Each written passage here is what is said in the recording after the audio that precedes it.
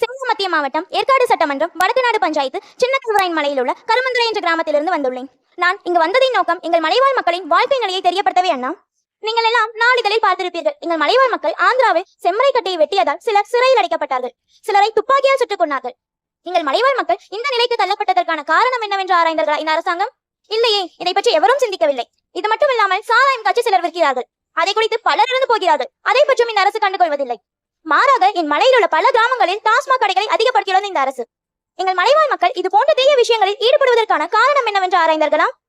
எங்கள் மலைவாழ் மக்கள் அனைவருமே தினக்கூலி விவசாயிகள், அவர்களுக்கு போதிய வருமானம் கிடைப்பதில்லை. அண்ணா, நீங்களே சொல்லுங்களேன், இந்த அரசு விற்கும் 50 கிலோ உரத்தின் விலை 1500 ரூபாய். அந்த உரத்தில் விளைச்சல் செய்து கொடுக்கும் விவசாயி 30 கிலோ தக்காளியின் விலை வெறும் 150 ரூபாய் தான். இப்படி மதிப்பில்லாமல் போயிற்று எங்களின் விவசாயிங்க இனம்.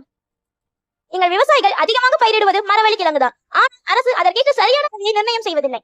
ஆண்டுக்கு 70,000 ரூபாய் செலவு செய்து மகசூல் செய்யும் மரவள்ளி கிழங்கிற்கு அறுவடை காலத்தில் கிடைப்பதோ வெறும் 50,000 ரூபாய் மட்டுமே. எங்கள் மலைவாழ் மக்களுக்கு இப்படி வருமானம் கிடைத்தால் அவர்களின் வாழ்க்கை எப்படி மேலோங்கும்? இது போன்ற காரணங்களால் தான் தன் குடும்பத்தை காக்க இக்கட்டான சூழ்நிலைகளில் மாட்டிக்கொள்கிறார்கள். இந்த நிலையை சரி செய்ய சில அரசியல்வாதிகள் எங்கள் மலைவாழ் மக்களிடம் பண ஆசையை தூண்டி இது போன்ற தீய செயல்களில் ஈடுபட வைக்கிறார்கள். இதனால் சில குடும்பம் தகப்பன் மற்றும் அண்ணன்மார்கள் இழந்து விடுகிறார்கள்.